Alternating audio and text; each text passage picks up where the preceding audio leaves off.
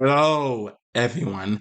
This is Lala, and today I'm talking about the Inferno 3. And this season is one that was seen as the lost season because for a good while it was really hard to have access to it up until like 2 years ago, I believe. Now we are officially in the midpoint of Era 2, which is from season 14 to 17. And right now, we still have a lot of the Era 1 veterans starting to retire for good or going on long hiatuses here. Though we still do see some of the later Era 1 people being consistent on the show, so like Derek and so on and so forth.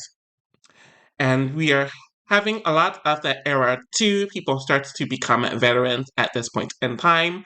So this shift between era 1 and era 2 is starting around here, though it will only grow in the future season. So that's definitely something that I am looking forward to. And you definitely do see the rookie treatment that's present here, though unlike a decent amount of the other seasons before, and especially after this, you definitely had some of the rookies staying around and they won some eliminations, so they held their own in that element. So when it comes to the actual season, it isn't as bad as everyone made it seem like it was going to be, but I'll be lying if I said it was very memorable. It also doesn't help that it is the sequel to the other two Inferno seasons, which are just utter classics. And while the format is the same, the cast and the drama really just didn't hold up as well. A lot of the Era 2 vets were still kind of establishing their personas and brand and their gameplay style, so they weren't the most interesting here. A lot of the Era 1 people that were around were pretty under-edited for a lot of the season, like an Anissa and a Derek, and there really wasn't a whole lot that stood out, especially now that I completed watching it. While you're watching it, you think, okay, this is okay. So there's a bit of drama here and there, but none of it's really memorable. The gameplay really wasn't interesting, though I will say that the teams were pretty balanced for the most part, which you definitely cannot say for a lot of the seasons before this and somewhat after this. And while they have the formatting down pat, there's really nothing that stands out. Though I do like that we had a smaller cast here, but the issue with a lot of these team seasons is that most of the cast makes it to the final no matter what, like over half, and I believe that's the case with this season. In general, when you watch it, it's an okay watch, nothing really unpleasant overall. But when you're not watching it and we have distance from it, you definitely start to struggle to remember certain things. I will say that this is the start of where a lot of the misogyny that's associated with Era 2 became present with a few situations here and there and a lot of the icky comments that the men make, as well as them stating that the women are weaker overall. So a lot of that's starting to form here, which was definitely led by the Kenny and the Bananas. But you even have some Era 1 people like Alton kind of co-signing that, which was just unfortunate. But yeah, it's definitely a season that's there, though it's slightly leaning negative. Tanya has gotten in better shape since Fresh Meat, and the cast is told that it is Inferno 3, which is based on badasses, which includes Abram, Evelyn, Anissa, Tyree, Danny, Kenny, Jen, CT, and Tanya, and Good Guys, which includes Ace, Rachel, John, Susie, Kara, Paula, Davis, Timmy, Coley, and Ray. I feel like I said that name already. Why did I put Rachel twice? Whatever. I'm pretty sure I'm missing someone, but I don't give a crap at this point. So, anyways, this is the same theme as the last Inferno season. Of course, there are some debatable and questionable casting choices pertaining to the teams, but some of it is due to a lot of these people's reputations changing from stuff that happened after the season. But even based on the challenge, or the challenge at the time, some of the choices were controversial. Maybe it's due to their road rules or real world seasons that I just haven't watched, which is why they're on some of these teams, despite their performances on the challenge otherwise, or up to this point, might suggest otherwise. I don't feel like going over the theme of the Inferno challenges as usual, but it's pretty much the same as the other two seasons. Apparently, Tanya got married, which shocks the cast, and CT is expecting to be more focused without DM being on the season. So CT does give a toast to start the season on a very nice note, but some people think that it is complete bullshit. We immediately see CT and Kenny wrestling with one another outside, and CT decides to go way too hard on Kenny, who is literally tapping out several times, but CT is intentionally ignoring it. CT somehow ends up with a nosebleed, and CT is tipsy, so the two start arguing about who hurt who is tougher than who, and all that stuff. And honestly, it is just a mess. CT wants to get dirtier and dirtier because he keeps on going to the end and losing. And that's what he's saying in. It's not really a confessional, but I guess he's saying it to the camera person while in the house and not in the confessional room. But right after this, we immediately see Davis holding a shiner on his face and is being consoled by John, where we learn that CT randomly punched Davis in the face after he asks Davis if he could take a punch. And apparently, according to Davis, which he stated a few years ago, CT has still never apologized to him about it, which is such an asshole thing to do after almost 20 years. So a bunch of the cast tells CT that he needs to leave the house and get it together. CT thinks that they're accusing him of punching a gay guy because he is gay, and Tyree thinks that it is all irrelevant, and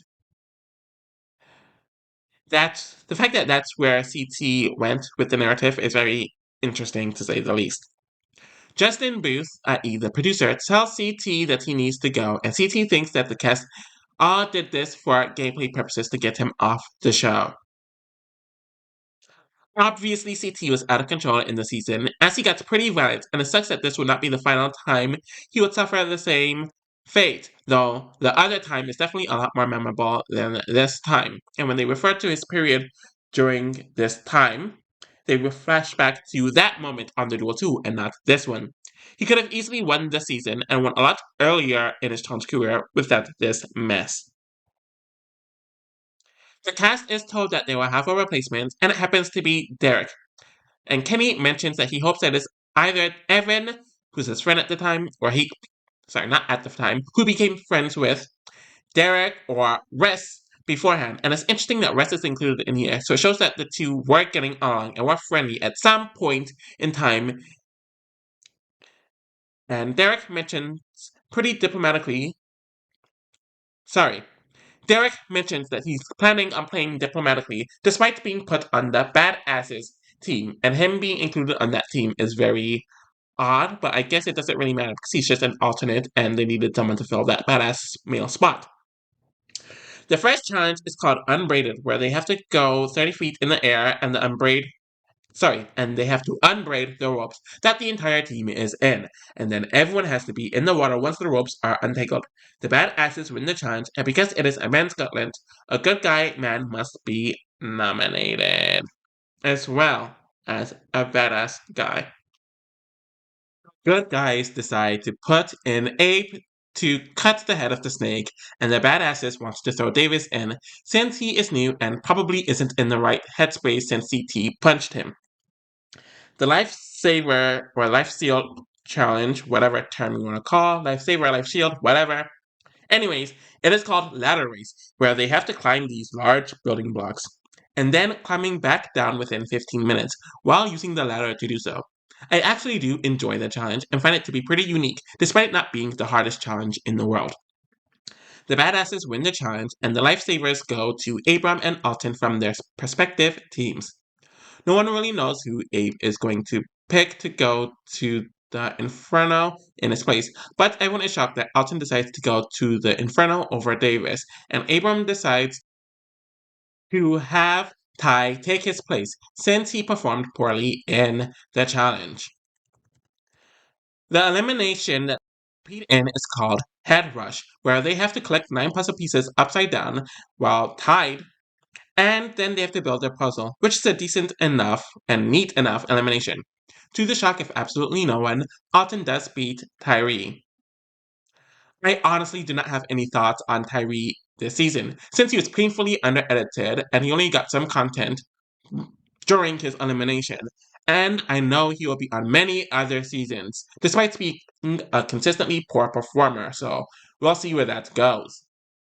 Susie, Kara, and Rachel, I believe, are plotting about how they need to make it to the end, in addition to sending Tanya into the Inferno. And the badass women agree to send in Susie into the Inferno, while it is clear that Evelyn is on the outs with the other women on that team. Anissa calls out Evelyn for not being humble and how she's no different than the other woman. So she thinks Evelyn thinks that she's better than the others, and Evelyn calls out Anissa's attitude. So the two women start arguing and going back and forth. And it's interesting because Tanya thinks that Evelyn is how Tanya used to be, though you will see Tanya revert back to how she used to be later on in the season. And Evelyn thinks that the woman should be grateful because she's the strongest performer out of the women on their team and won them a challenge. Battering Ram is the challenge where they have to ram it in a door medieval style, and it's a pretty fun challenge overall. The good guys win the challenge, and Danny throws a tantrum when they lose, throwing his helmet, and he starts lashing out at the woman as well as Kenny.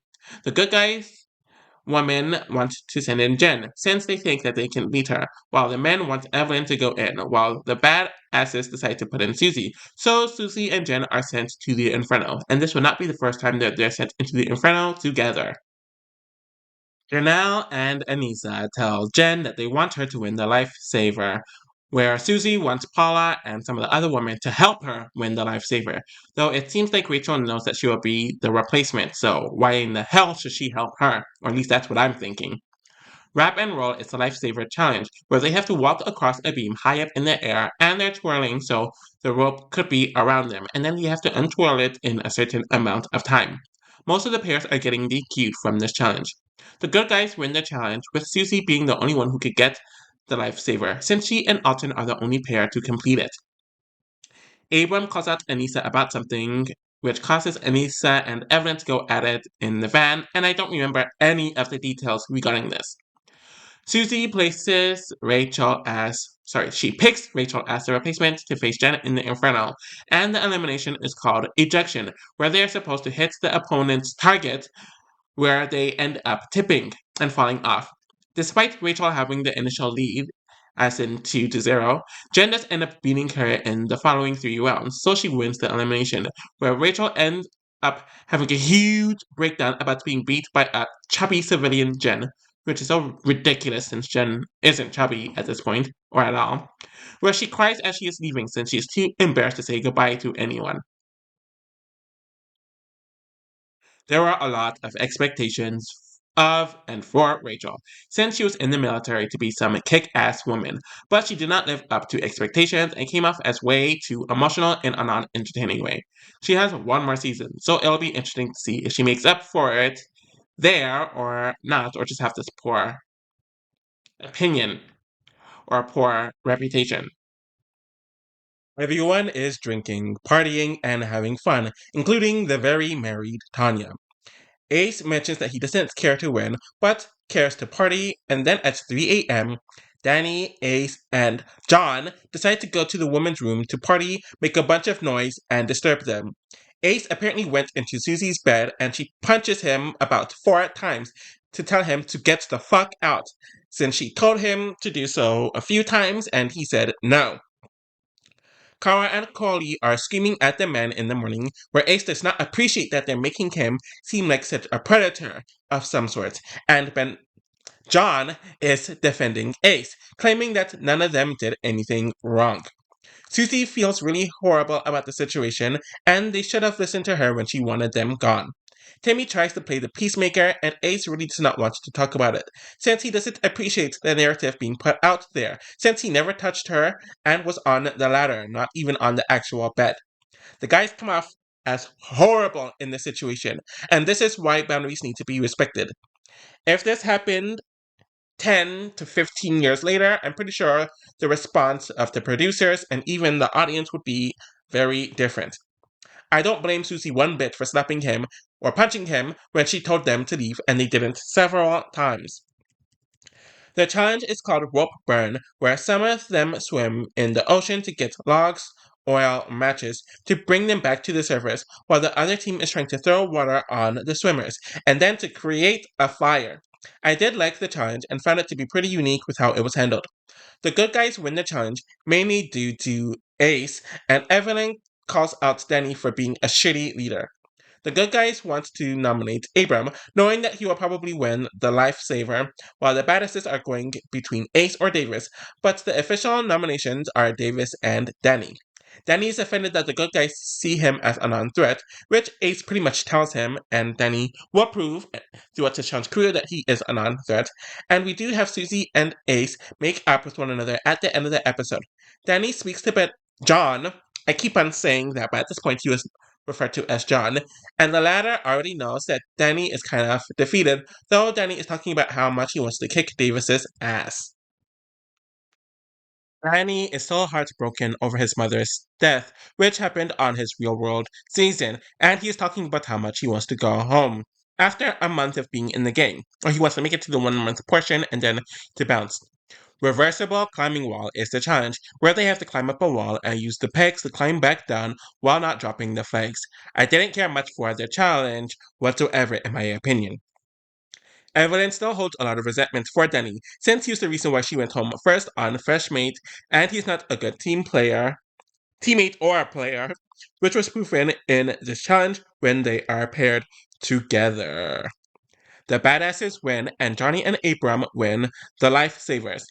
The elimination is called Watch Your Bag, where they have to climb ladders and and they have to run across both upper and lower surfaces so they can tag the other person, which wasn't really that exciting in my opinion. Davis does win against Danny, who is disappointed that he went home second, though I guess it's better than going home first. Danny still had the temper on him, but he really didn't cause a lot of entertainment in the season. But despite him being hyped up from his real world season, he just can't perform well. I do really feel sorry for him regarding the mourning over his mother and how to handle all of that, since there's really no right way to do it. The good guys feel great about their victory, with Davis and Jen are talking about how they are probably going to go in time after time after time. And it's interesting seeing that she was the victim of this on this season, but she would be the biggest proponent of the rookies going in over and over again on her later seasons and being so obnoxious about it as well. Susie and Tanya end up arguing due to their dislike of one another, and Susie tells Tanya that she is going to pray for her, where Tanya tells her not to talk to her. Susie mentions that there are people starving in Africa or whatever, and I don't get the point of bringing that up. Tanya ends up ranting to Evelyn, but we move on to the challenge after that, which is called Grape Smash, where it is very self explanatory. But they will have to transfer the liquid from their mouths into the bottles. Alton, Ace, and Timmy do not wear the Speedos that they have to wear for the challenge, since Alton is way too hung, and he says that there isn't anything to cover his schlong, essentially, with the shorts. They're not even Speedos, but I guess the short shorts. Ace apparently got made fun of the last time he wore a Speedo or short shorts on the Gauntlet 2, and he doesn't want to do that again. And we don't know why with Timmy, though of course Kenny takes some pot shots at them, stating that they won't wear it because they won't look as good as he does in it, which, okay, Kenny. The badasses completely dog walk the good guys, and Tanya wants to go against Susie to settle the feud in elimination. Susie already knows that she is going in, and she mentions that Tanya is trying to provoke her to choose Tanya to go in, but the nominees officially end up with Susie and Jen again. Tanya talks to Jen about wanting to go in and take her spot, and Susie, Kara, and I think Cody have an I Hate Tanya game where they name why they hate Tanya, and it's a lot of slut shaming, while Tanya is ranting to Evelyn about handling Susie and kicking her ass. Because Susie is in an alliance with Cody and Kara, they plan for Paula to be the replacement nominee if Susie wins the lifesaver, and Paula knows that she is on the outs with the woman. John and Alton are over most of the women, and they prefer Paula to stay over any of the three women. And John mentions that they would be better in the finals with less women. So that's the start of the rhetoric with getting rid of the women so you can be better in the finals. That would become more prevalent in this era. Tanya and Jen talk about what they discussed in the last episode.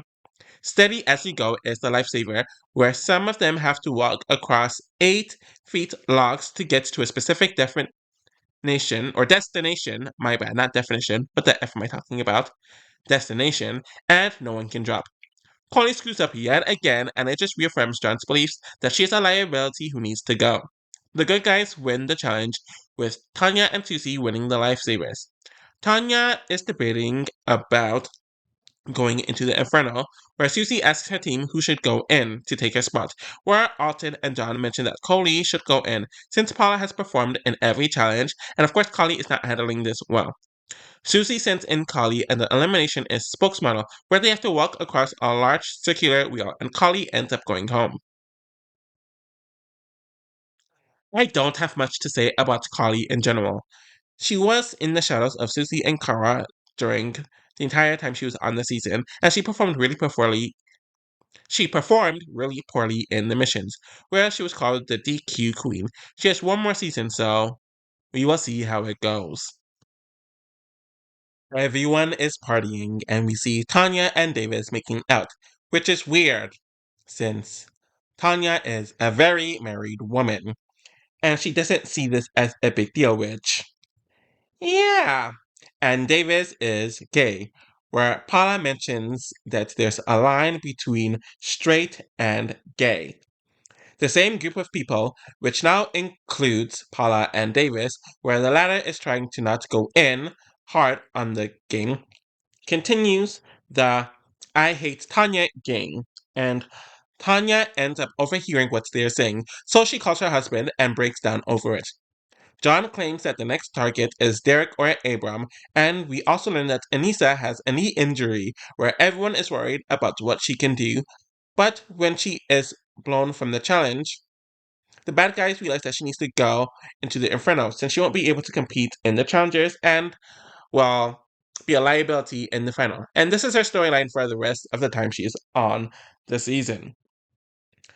The challenge is leaps and bounds, where they have to jump on some sort of trampoline and then land on a tall platform.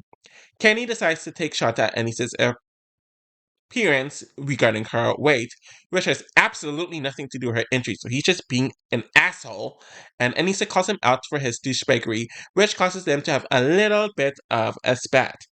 Anyways, I do actually enjoy the challenge a lot, and I wish they did it more often. The badasses win the challenge, and they decide to nominate Ace, and it seems like Ace knows that he's going in, but the nominations are Kenny, which Ace prefers, and Ace. Kara and Susie are asking Ace how he feels, and he mentions that he just wants to make it to the end, not to win or to get money. Janelle is questioning Anissa about the right choice pertaining her knee, and Anissa is getting frustrated about it, especially with Tanya and Jen adding in their commentary as well. And Anissa doesn't want them to see the Gauntlet 2 side Anissa, or the Gauntlet 2 side of her, where she went off on Kara in that season. Abram is thinking about sacrificing himself in the Inferno, as he and Derek do not believe that Ace or Kenny will get the lifesaver, and Ace wants to prove himself in the lifesaver competition, though Alton mentions that Timmy is the leader who should never go into the elimination. And I wonder why this is being mentioned. Anyways, the lifesaver is Dog Day Afternoon, where 2 people have to pull 2 of their other teammates who are on a sled across a trail. There is a lot of mention of Timmy hurting his calf and not performing as well, as he mentioned that he injured himself a bit ago, but was trying to hide it. The badasses win the challenge, and the lifesaver goes to Ace and Kenny, so both of the nominees are changing, and they both have to choose someone. Timmy states that he would like to go into the Inferno since he thinks that he will be the weakest link physically, though it seems like Alton and John do not want him to go in, though Alton mentions that Davis performed poorly in the last daily challenge, so it should be him. Kenny has Abram replace him, as Abram pretty much volunteers, and Ace has Timmy replace him, where they have to compete in the Smash House elimination, where they are trapped in 3 glass boxes, or cages, and every piece of glass has to be broken before they escape. This elimination is horrendous, with how dangerous it is, causing Timmy to have lifelong damages in his knee, and apparently a year after this happened, glass was still coming out of his knee. It seems like Timmy won the elimination, but because a part of the glass was not broken, despite it coming off the platform, despite him attempting to break it, and it came off. Timmy gives a really great retirement speech where he never thought that his Road Rule season from 10 years ago would have given him this journey. We also get a bunch of flashbacks, and unlike Mark, we will get there eventually. This is a genuine retirement. I did enjoy Timmy throughout his career, and he was definitely in the leader position of this season. And while he was not the most memorable throughout the season overall, he did have a memorable elimination and a really good retirement speech. So you really do feel good about him by the end of his run, though I hate how much the elimination effed with his health. The badasses feel comfortable because they kept their best player, or one of their best players, and the other team lost their best player, where Janelle brings up Anissa's knee to Kenny. Johnny and Paula talk about losing Timmy and how she's the odd woman out, with the other two women, i.e. Kara and Susie, being BFFs, though Susie knows that the badasses will choose her again to be nominated. We see Jen and Anissa argue about her knee situation, and it's crazy that Annie is causing some of the only drama happening at this point in the season. Handcart is the daily challenge where they have to pick up everyone on their team while pumping their train track device from one side to another. Anissa does not want to set out again, and she wants to partake in the challenge since she is so capable, though her team, of course, does not want her to be in. I honestly did not mind this particular challenge at all, and I found it to be kind of enjoyable. The good guys win the challenge, and the good guys refuse to choose Anissa since her being crippled benefits them, and the badasses want Susie in once again. The nominees are Susie and Jen once again, and I believe this is the third time this has happened, and both women are annoyed about the situation. Susie asks Kenny about why his team keeps on choosing her, where she keeps on winning, and he doesn't have much of an answer. Susie tells Jen that she likes her, and it sucks that they both have to pack, which just annoys Jen even more as she's complaining and ranting to Anissa, I believe. Susie is not planning to go home after making it so far, and Kara is going to help her win the lifesaver, where we see Jen complain about her circumstances to Derek. The lifesaver challenge is called Jurassic Park, where they have to open a cage with a lock to find some sort of match or whatever regarding the giraffes, and the fastest ones end up winning. It really is not a notable challenge to me, though some of them are shocking with Alton's poor performance here, and everyone notices Kara's obvious throwing, which she has done all season whenever Susie's been nominated, and Susie needs a life shielder. John pretty much tells the entire team how to solve it, and they end up winning, with Janelle and Paula winning the lifesavers, where most of the good guys celebrate, pissing Susie off since she actually has to go into elimination this time. Susie and Jen face off in zero gravity, where they have to climb up a ladder to grab 4 flags, but it's harder to bring it down to attach it at the bottom. Susie takes the immediate lead, and Jen is never really able to catch up. Ace confronts John about hiding the information about the challenge from him, which John thinks is ridiculous, since he blurted it to everyone, and John claims that Kara is getting into Ace's head. And honestly, Ace doesn't even remember what happened, so this is all just pointless and stupid.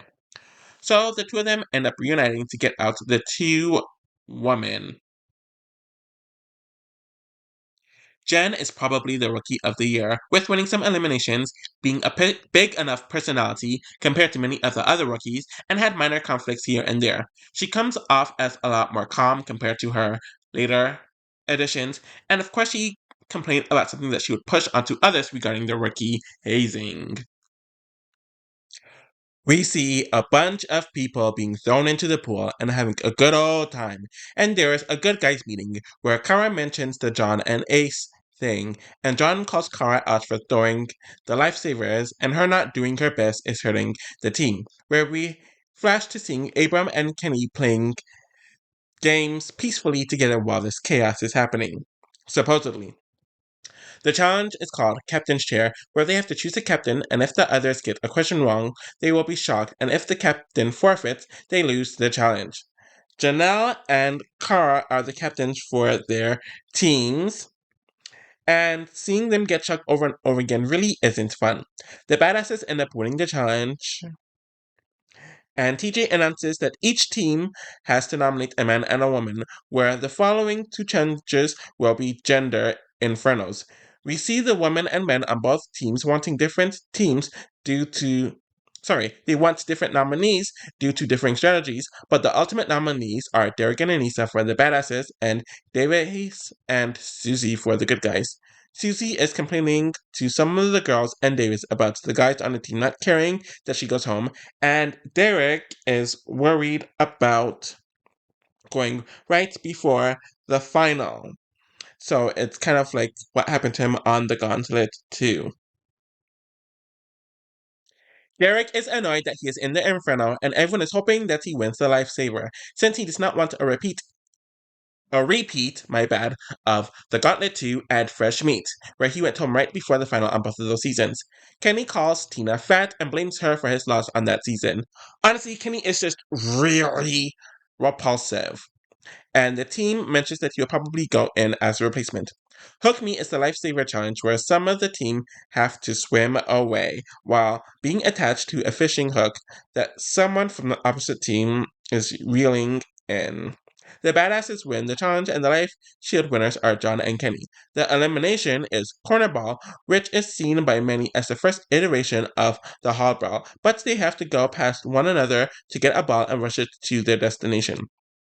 Derek ends up beating Davis, which isn't shocking to anyone. Davis had a pretty good first season. Despite the CT punch, he had a nice underdog run throughout the season, and the awareness with Tanya was just something, I guess. It will be interesting to see what happens with his future seasons, though I wouldn't call him the rookie of the season. Abram jumps out of the hot tub and jumps onto Susie, who's in the hot tub, which causes her to break down and cry in the washroom to some of the other women. The final life shielder is called Nothing But Net, which is pretty self explanatory, where they have to climb up a net and grab flags, and Tanya is not able to compete since she is throwing up via dehydration. Anissa performs poorly in the challenge, and the entire team is over her at this point, and it just indicates why she shouldn't be in the final. Paula ends up helping Susie throughout the challenge, despite knowing that she would go as the replacement if Susie were to win this, with the badasses winning and Susie and Evelyn winning the final life shielders. The team wants Susie to choose Kara to go in, since Paula has performed in the season, where Kara has not done anything in the season, but neither Kara or Susie want to break their agreements to one another. But Kara is also not going to volunteer herself, and I honestly don't blame her for this. Paula is crying and ranting, and I do understand her frustration, and Alton is also lecturing Kara for her selfishness.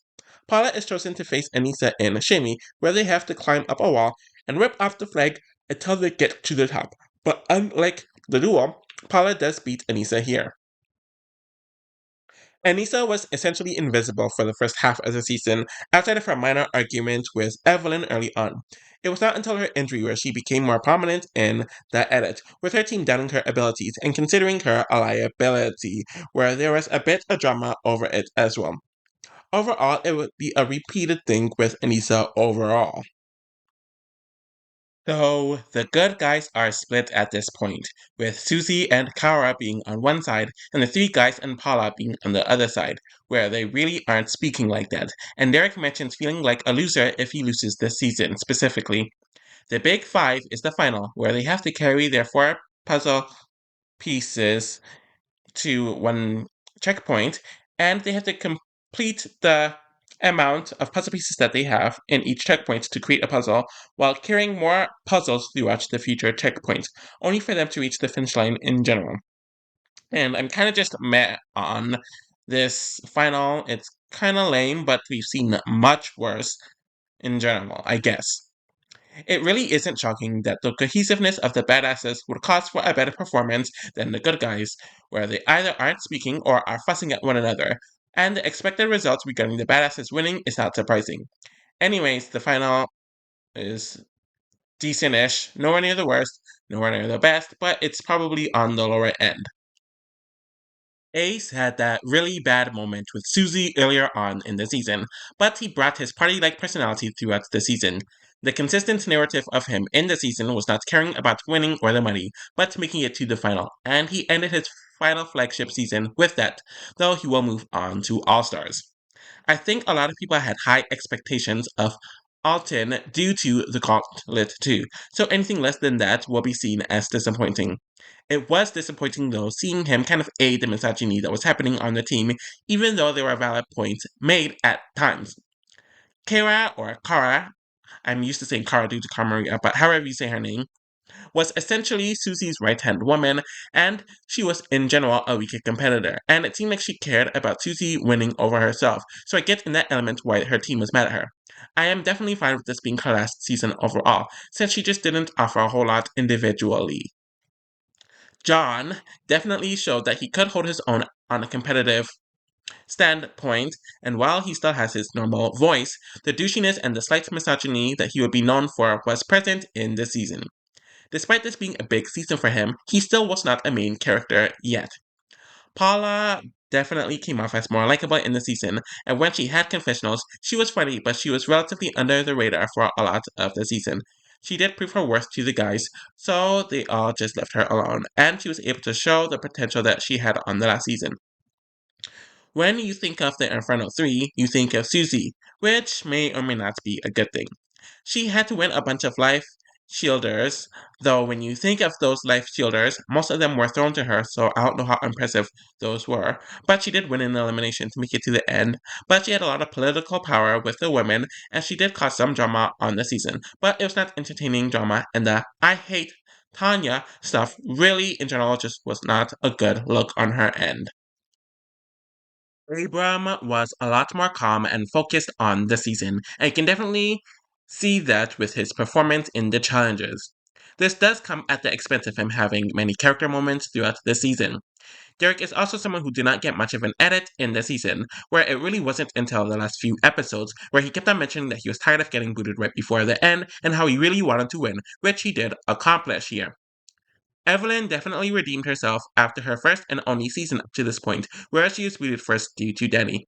And she was definitely one of the stronger women in the season, and she got into a bit of drama in the season as well.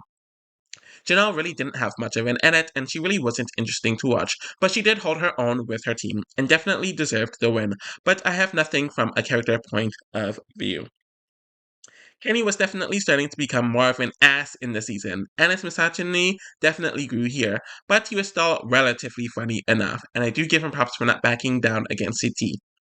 Tanya definitely had a good season, as she came in married and then was physically stronger, which was clear based on her performances in the season, but the drama still followed her like it did in her prior seasons, especially with her feud with Susie and then cheating on her husband with a gay man was definitely something.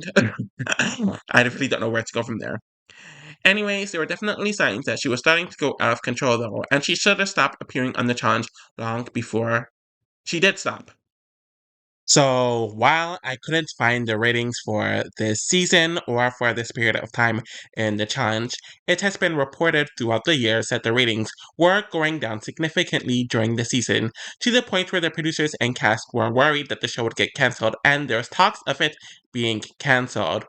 And I don't know why specifically it was this season. I know it wasn't really that interesting, but there's been many boring seasons, not only just on the challenge, but on other reality TV shows that have booming ratings, despite it being a chore to watch. I think, or I'm estimating, that it's because a lot of the stars and the notable people from Era 1 left the show at this point or weren't on the show, and the people who were introduced on Era 2 really didn't become stars or their faces yet. So they are definitely in this weird limbo, and I think the repeat formats were definitely a bit tiring. And in general, I believe this came out in 2007, if I remember correctly, and things were definitely changing in the reality TV universe. Shows like Big Brother and Survivor were getting more crazy. There was the whole Of Love, VH1 celeb reality stuff. There are more shows getting out there, and things were getting a lot more extreme. And we would see in the actions of the future seasons, maybe producers were pushing the characters or the challengers to become more extreme and crazier. But when it comes to this season, It's not awful. It's watchable enough, though you could definitely feel the thin veils of misogyny throughout the season. The gameplay really wasn't that interesting, and while the teams were pretty balanced, there's really nothing much to hold on to. There wasn't a whole lot of drama in the season, and whatever drama did happen in the season really isn't one that will stand out or will draw your attention, and the cast is fine enough on paper, though some really didn't do a whole lot. The rookies on the season get a few seasons to prove themselves, so there weren't a lot of one and dones. So yeah, I'm the more I'm distancing myself from this season, and I've watched the season a few days ago at this point, I really see why a lot of people have it in the bottom of the rankings. And just from my opinion so far, it is definitely the weakest season of Era 2 so far, and weaker than a decent amount of the Era 1 seasons. But it's definitely higher than the first 4 seasons, and maybe even a Battle of the Seasons. But even that, I'm debating if it's higher than the first Battle of the Seasons or not.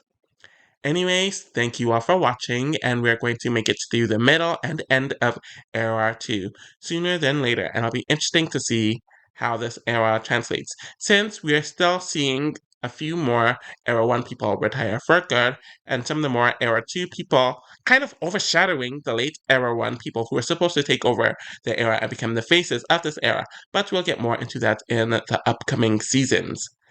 Bye!